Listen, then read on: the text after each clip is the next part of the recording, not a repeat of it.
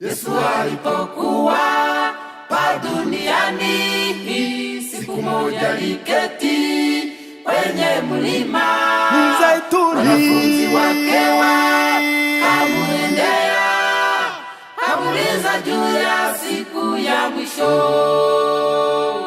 Yesu alipokuwa pa duniani, siku moja aliketi kwenye mlima Mzeituni. Wanafunzi wake wakamwendea, kamuuliza juu ya siku ya mwisho. Eti tambia Bwana, ni lini utarudi? Na dalili ya mwisho wa ulimwengu ni gani? Bwana kawaambia, Kwani mtu asiwadanganye, kwani wengi watakuja kwa jina langu, eti mimi ndimi Kristo. Jihadharini wasiwadanganye.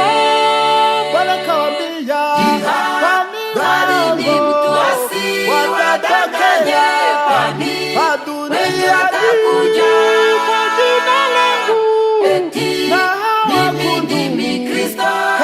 Jihadharini wasiwadanganye.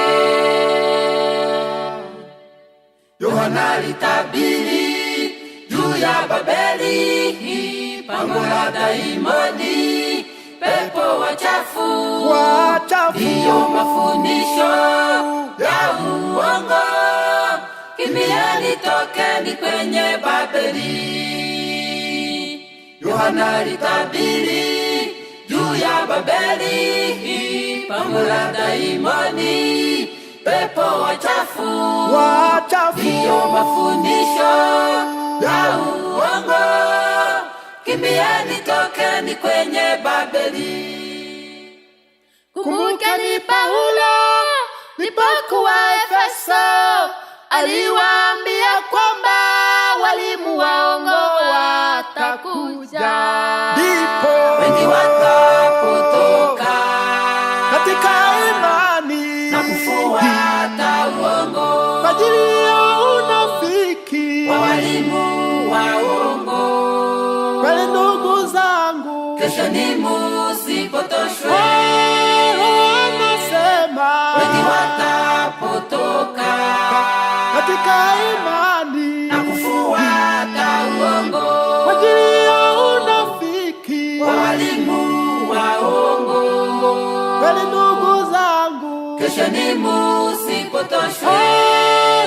anasema Wengi watapotoka katika imani na kufuata uongo, kwa ajili ya unafiki wa walimu waongo. Kweli ndugu zangu, Kesho ni musipotoshwe.